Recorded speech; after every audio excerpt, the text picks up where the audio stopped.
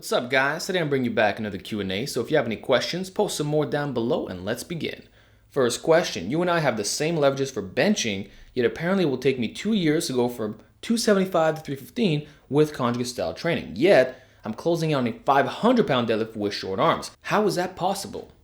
Simple. We don't have the same build. Although our benching might look similar given the short arms, there's other limb lengths to consider, like femur and torso. In my case, I have the complete opposite build of a great deadlifter. Long torso, which might sound hard to believe considering my height, but it's true. Short arms and short femurs.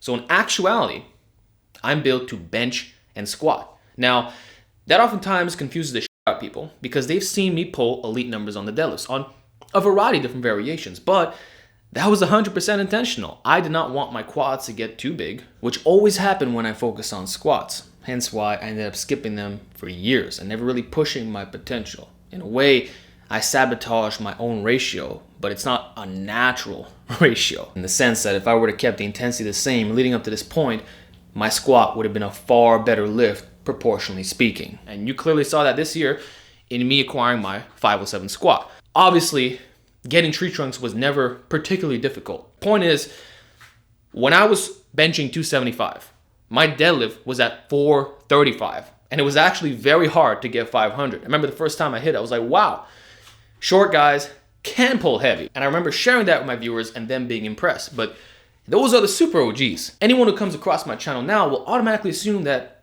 deadlifts were not a problem lift, but they were. It's really the squat and bench that always move well. So that's why you and I see different progress. Also, programming is a big variable. It's not just about our build. Although we're running conjugate, there's different forms of that. Maybe your version looks completely different to mine. I know that the Alpha Destiny way is rather unique. The way I do it with the max effort and the back downs, even my exercise selection, I don't do traditional variations. I stick to what the raw guys under IPF standards are doing. So I've stolen their exercise selection, or rather borrowed from the best of the best, mix it in a conjugate style. That's all there is to it. So my specificity is higher than most, even though I still incorporate things like accommodating resistance and stuff like that. But as you can see in a later question, in building the squat, I didn't use bands this time around or box squats. So there's a lot I can say here without seeing your program, but know that it's not just about your genetics. And that's something I will continue to preach year after year. How do I build long head triceps with dumbbell and barbells only? The way people have been doing it forever.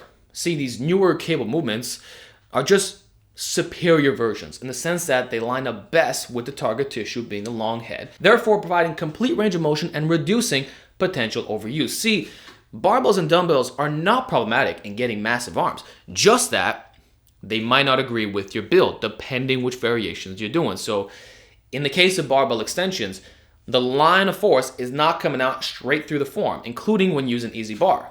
So in long term, a lot of guys end up with serious elbow pain, even if their tendon strength is on point. Now, that can be minimized through rotation of exercises, hitting different strength curves, and just not being a minimalist.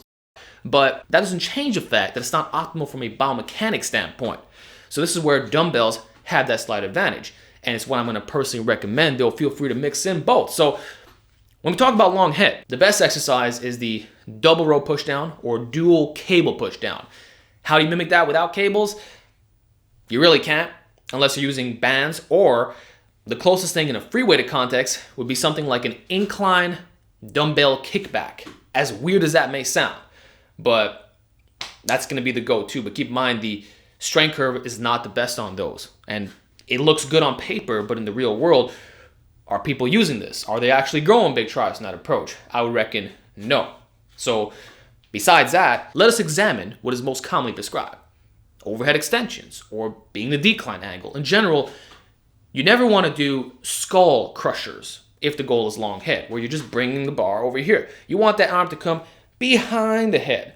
So whenever you're in an overhead position, getting that stretch on a long head, it's not necessarily the stretch itself, but that position, aka shoulder flexion, that's when you're going to bias it more. So the best way to do that is an overhead dumbbell or barbell extension. Again, I prefer the dumbbell because now the elbow is free to come out, which is what you see with the cables. And then when you're doing a decline, it's essentially the same angle, but upside down. So those can be worked in interchangeably. Or you can do it flat, but reach behind the head. So I can name exercises all day, but you just have to factor in the principles. As long as you're not doing a restrictive isolation movement with internal rotation where the arm is not coming back, you're going to build that long head. So that can even be flat with dumbbells. You certainly see me do those at the gym. Heck, it could be with a Swiss bar, or even doing pullovers. It all works synergistically. What do you think of doing a 90 to 95% single on squat and then doing 20 rep squats? Is that better than doing a 3x10 with 65 to 70%? Fuck no, bro. I've added 50 pounds to my 20 rep squat and wondering if I should continue to attempt PRs on it. Listen, 20 rep squats are a time-proven way of growing. I can't knock the method. It works. If you have the mental toughness to go through with it, then continue doing that. You're obviously wired different from the average lifter, and it's worked great for you. 50 pounds on a 20 rep squat is no joke. But is that superior to modern methods? I'd reckon no. Look at the best powerlifters who excel at the squat in this day and age. Pretty much none of them are doing 20 rep squats because it buries your recovery to the ground and forces you to put in more effort than what's actually required. And what I can tell you is if you do a top single with the 3x10 at 65 to 70%, you're going to get a similar, if not better, hypertrophic response without the fatigue that comes from 20 rep squats. So to me, it's a no-brainer. It's how you saw me get 507 in less than a year. Keep in mind, I had a higher base than most, but I got super strong using that exclusively for max effort days. And then on volume days, sometimes I'd incorporate 5 sets of 10 at like 50 to 55%, but it was usually just being in the 65 to 70 zone. That's where I've acquired the majority of these squat gains. So I'd recommend you do the same. It's going to be a lot easier to have effective reps because if you're in the 6 to 10 zone, by the time you hit 6, your proximity to failure is already good. So each set you do is going to be higher quality. It's easy to monitor. Form breakdown is less likely to occur. You won't be limited by your cardiovascular condition. Like the only time I'll do 20 reps on the squat is for belt squats. Why not just do those instead if you want to get some hypertrophy work in? Why are you going to do it on your competition style variation? It's certainly not the most specific thing. When cycling different heavier and lighter variations, is it more recommendable to go from heavier to lighter from week to week, like touch and go to pause bench to Larson press, or wide to medium to close, or vice versa? You can do it both ways. It doesn't matter so much because we're using the max effort method to refine the skill of maxing out and learning how to strain. Plus, we're minimizing overuse. So whether it's easier or harder, the order is irrelevant. It's more so if you're going through those opposite spectrums. What I mean is you can't just do benching with bands and chains. You have to mix in some raw stuff. Likewise, you can't just do pins or only stick to the hard stuff. There has to be a blend between easier and more difficult variations. Otherwise, you will suffer from recovery problems and your overall specificity goes down to a certain extent. So as long as the exercise selection is on point and you're not overly stressing one given aspect of the strength curves, then you're going to be fine. Now, in my experience, I like to climb up the variations instead of doing it in reverse. I found that to be slightly more effective, but again, not a massive game changer. So if I'm going to do a chain specialization cycle, it'll look like this. Week 1, bench press with 30 pounds of chains. Week 2, 60 chain. Week 3, 90 chain. And then week 4, 100% of the time, non-negotiable, it'll be a raw variation and typically a very easy one. But the thing is, you can do it the opposite way too. You start with the absolute most difficult style, shock your body, and then reduce. Now you're in raw territory, and maybe you're gonna stick to those for even longer. So I would say that personal preference is what counts here, as well as how close you are to peaking for a certain goal. Alex, do you still recommend heavy above the knee rack pulls to most lifters, or have you changed your opinion when it comes to this exercise? Thanks. The first video I made in 2020 clarified all of that. But what I would state is, I've never said that most lifters should be doing rack pulls above the knee. In fact, I always said that novices should not be doing this exercise, and that's most lifters. So if you can't even deadlift 4 plates yet, why are you trying to overload on an extreme partial lift? And unfortunately, that's exactly what happened back in the day.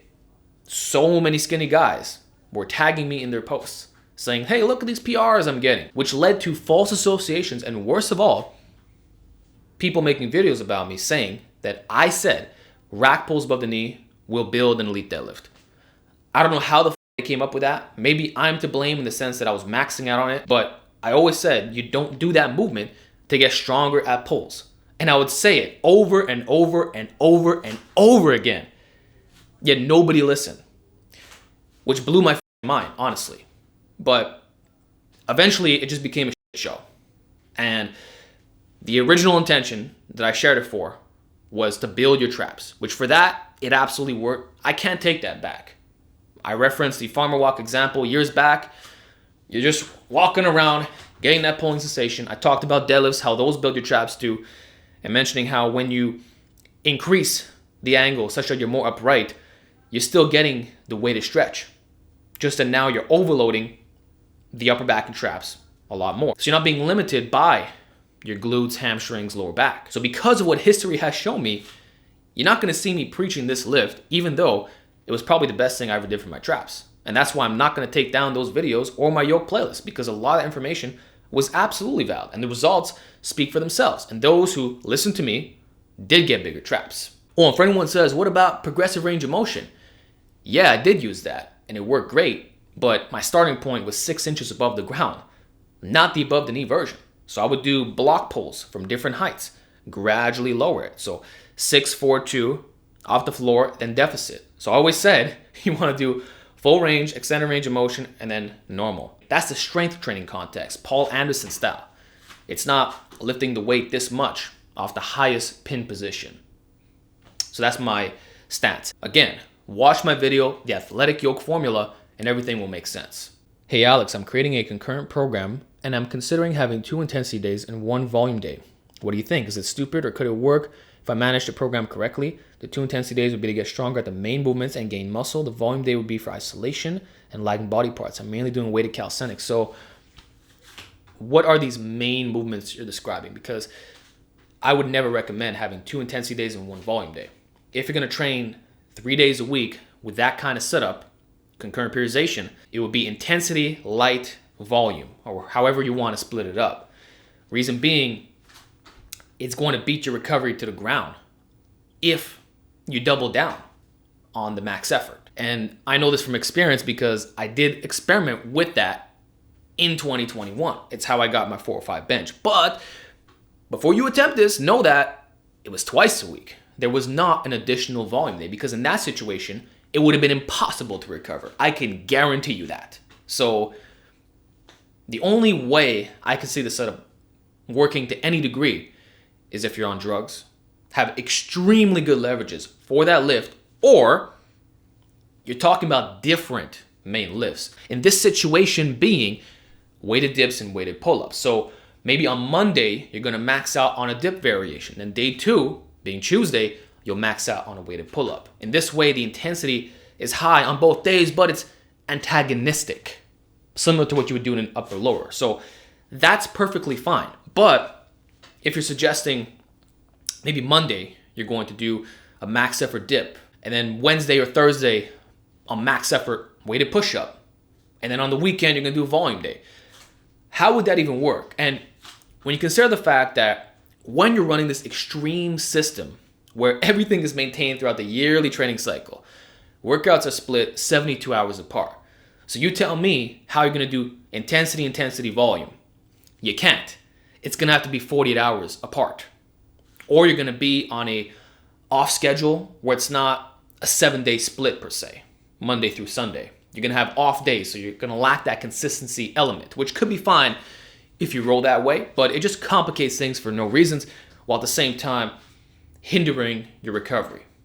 So in my opinion, you should just do volume day, intensity day. Or if you're really extreme, double intensity without the volume. All right, we got 2 questions here. First, should I use a false grip or a normal double overhand grip when doing muscle ups? You're always going to transition into the false grip, but it's a lie to state they need to start in that position. If you look at all of my footage, I'm always grabbing it with the thumb locked in, right? But then as I'm going through the range of motion, I'll loop it over. I'll just rotate my wrist like this, and it's totally doable. I find this is a lot more comfortable. Now, that might not be possible with gymnastic rings, but on the bar, it most certainly is. So False grip, it's always going to happen, but the timing of it doesn't have to be from the get-go. Now, some would say, isn't that inefficient? Listen, this is just what I found worked for me. And you're listening to a guy who can do 15 muscle-ups, at least back then when I was lighter. And then you asked me, should I do the Valsalva maneuver when doing weighted chins or weighted pull-ups?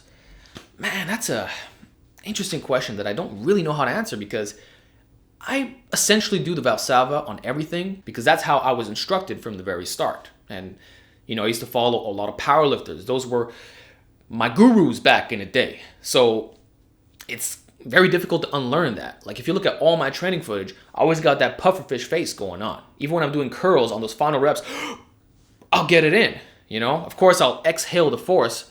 I'm not going to completely hold my breath in, but I'm always doing a Valsalva before every concentric. And I breathe through my nose as well in between repetitions when I'm resting. But it's just something that happens automatically. And I'm pretty sure I do this on pull-ups and muscle-ups when the weight is heavy enough. Like just listen to my breath on those IG clips and you'll hear it before every rep. I always do it when it's heavy. But if it's going to be body weight only, like doing 20, 30 pull-ups, I'm obviously not going to do that. I'm going to be breathing throughout the entire set because now there's more of an endurance aspect. In general, if I'm doing 10 reps or more, I can slack off a little bit on the Valsalva. But if I'm going to do some heavy weighted calisthenics, I'm probably going to include it to a certain extent. Hey Alex, about the 1 meal a day protocol, do you think it's a good idea for achieving calisthenic skills such as planche and front lever? Or is it better to eat at least 3 times a day for skills? Thanks in advance, love your content, been watching since the buffet days. I got to get back there for you guys, but the thing is, the OG one closed down. So it's going to have to be a different location. But let me know if you want the return. So to answer your question, 1 meal a day is not optimal for muscle building. Whether you're trying to specialize in calisthenics or weight training, there's not enough protein feedings. Now, if someone reports that their skills went up like crazy when they started doing this, it's because they weighed less throughout the day. It's that freaking simple. You're eating less meals, there's less additional weight in your stomach, and therefore it's easier to express that in a relative strength aspect. And every 5 pounds makes a massive difference. That can be easily 2 seconds off your front lever. Real talk. So it's funny you mention this because when I was doing OMAD, that's when I got my best ever front lever, being 9 seconds. But it's not causation here, it's just the timing. And what I can say is that when I got shredded last year, that's when my body weight performance was at its peak, despite eating around 4 to 5 times a day. But because my absolute weight was so freaking low, all the skills were possible. So aside from being somewhat fasted, another thing is that those who run OMAD are typically a lot leaner. So by default, their body fat is down and they're able to express that performance. But it has nothing to do with their diet. It's just, as I point out, what they weigh. And that's what you saw me do when I was shredded. So I would not recommend this ever again moving forward. Hey Alex, will board press benefit me although I could lift the same amount of weight as from the chest? Approximately I cut down like 30 to 40% ROM, and I think going beyond that won't be much specific. Yeah, don't mess around with the higher boards. Those are generally a waste of time for raw benchers. I typically use a half board and 1 board, so not even the 2 board anymore. I actually gave that away to my friend, but the thing is, I also have shorter arms, so that's more of a partial for me. For some taller individuals, that variation may very well be worth it. But if you're going 3 board and above, usually it's a mistake. So in your case, you say 30-40% range of motion. That's kind of high, not gonna lie. I'd prefer being around 20% less, but the thing is, your numbers are basically the same. And that is an excellent freaking sign. If you were significantly stronger, I would say drop it. But in your case, it's basically 1-to-1, and therefore, it represents a particular weakness. You probably have lagging triceps proportionally. So even though range of motion is reduced, the fact is you're explosive out of the bottom, but the moment you get to that 30-40% point, it doesn't matter because that's your legitimate natural sticking point. And so the board press would certainly help you in that regard, while at the same time taking a bit of stress off your shoulders. So it allows for easier recovery. I certainly mix them in once a blue moon. Not always, but it's fun to incorporate, especially when you're doing very difficult variations. And what I could say is, when I did a half board press with 405, 1 month later, I benched 405. So when you have that level of closeness, you know it's a good lift. And that seems to be the case for you. Hey Alex, what do you think about the idea that if you are training a strict powerlifting plan, but feel like you have a PR in you, to just say F it and go for it? Would it mess up your recovery up too much? In my opinion, this is another form of ego lifting. It's not just about using bad form or trying to pile on the most amount of load on a workout to workout basis. It's also deviating away from your program, not following it through to the end. In the case of most powerlifting systems, they tend to be percentage based or wave in a very specific way where you're going to peak at the very end. In other words, the max effort PR is reserved as the finale. You never do that in the middle. There could be some weekly singles in there, but those will be at a lower RPE. So by you not being peaked right now, first of all, you won't get the best 1 rep max. Whereas if you were to wait a couple more weeks, it might be 2 or 3 weeks, depending on the duration of it, you get even higher PR. So there's delayed gratification when we talk about this. And then there's a possibility that the fatigue is going to be so high that you're actually weaker than the last time you tested it, or you'll get the same number. And you know what? Even if you do succeed, now you have a bunch of psychological arousal and additional fatigue that's going to bleed into the upcoming sessions. So you kind of did mess up your recovery. Now, the exception to this is if you're running the conjugate system. In that case, you're maxing out every week, so you'll just throw in the competition movement as if it's another variation. And you'll get a PR 9 out of 10 times. Might not be the best of what you're able to express. Certainly if you took a deload beforehand or did a mini peaking phase, which usually won't last longer than 3 weeks with this kind of system, you'll be good to go.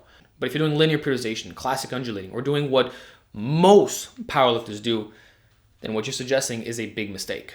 When it comes to doing daily calisthenics, what's a good rule of thumb to keeping the intensity low enough that it's sustainable? Very simple. It cannot be bleeding into your regular weight training workouts. If that's happening, you've gone a little bit too intense on the volume or effort. So my biggest advice for daily calisthenics, first and foremost, make sure it's actually body weight only. Don't be putting on a vest now and using low repetitions. That is strength training.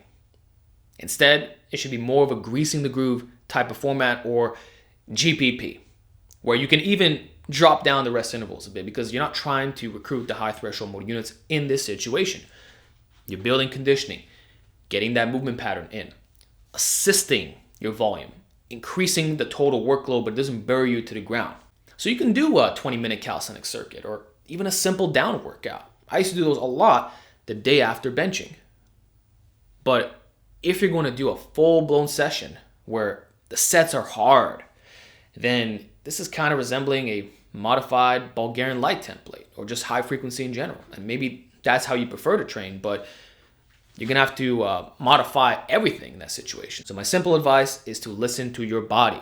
You should not be going into your weight training feeling under-recovered. If you're 85% good enough, sorry, that's not going to cut it. You're leaving gains on the table, even though you're a bit more balanced. You want to be minimum 90% ready, but 95, 100 would be preferable, which is possible with daily calisthenics, provided that you follow my tips. Lower intensity, so leaving reps in the tank, always. Not overdoing the volume, and not using variations that are higher percentage by design. So that also means you're not going to be doing planche push-ups on a daily basis. It's got to be easier stuff, which is all relative to your current strength. Heck, even blood flow restriction training would be a good idea here. Is 2x20 assisted pull-up a good GPP warm-up for weighted pull-ups? I may increase it up to the winning warm-up. Reason, I want high reps, one-arm pull-up.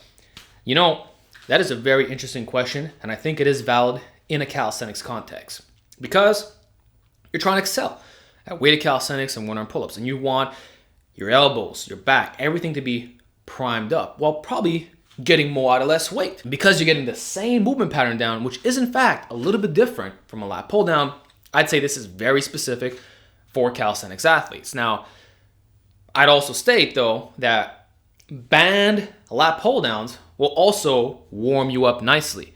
And the thing is, you're still going to do a regular warm up immediately after with your body weight. So if you were to do 3 sets of 20 on a double banded lat pull down and then did 2 sets of 10 with your body weight on the pull up, In my opinion, that's going to provide the same effect as doing 2 sets of 20 on an assisted pull-up. So do you even need to do that in the first place is the question.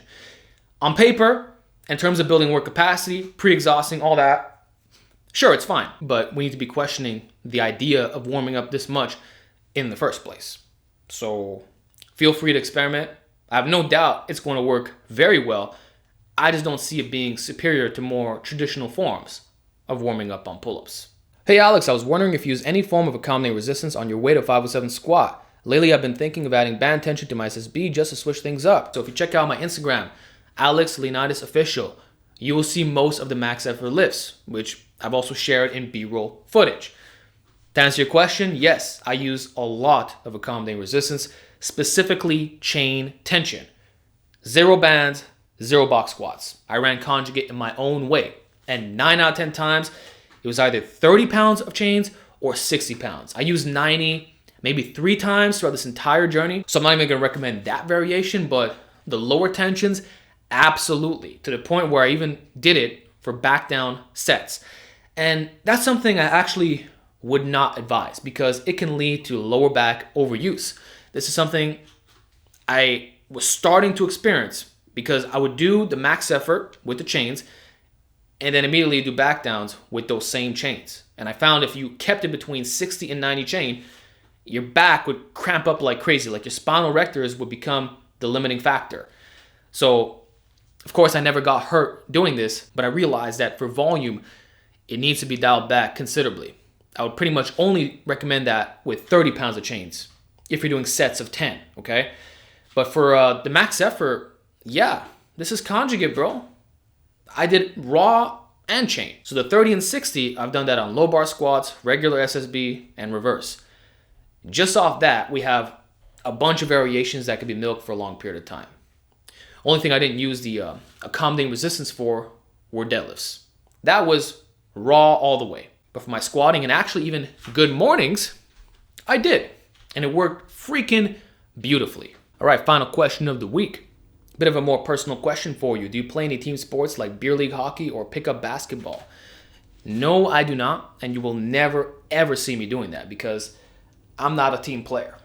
I am a lone wolf at heart and don't enjoy working with others in a competitive sporting environment. It's just not for me. I've never enjoyed it. Even when I was a child, I've always done things solo. So it's either one-on-one or just me trying to better myself. And that's what I like about strength training. I don't have to rely on teammates or have any synchronicity going on. So if I were to compete in a sport again, it would either be powerlifting, bodybuilding, which is not actually a sport. It's more of a beauty pageant for men, but I would do that, as well as a combat sport. So I've actually been fantasizing about doing that. Something like Muay Thai or Brazilian Jiu-Jitsu, or even doing both. So that's another thing. The only sport I do watch is UFC. Everything else, not really my thing. But you do you if you like team sports. Don't be like me. We all got our own interests, okay? And that's it, guys. I hope you enjoyed this Q&A. Let's see some more questions down below, and I'll talk to you all next time.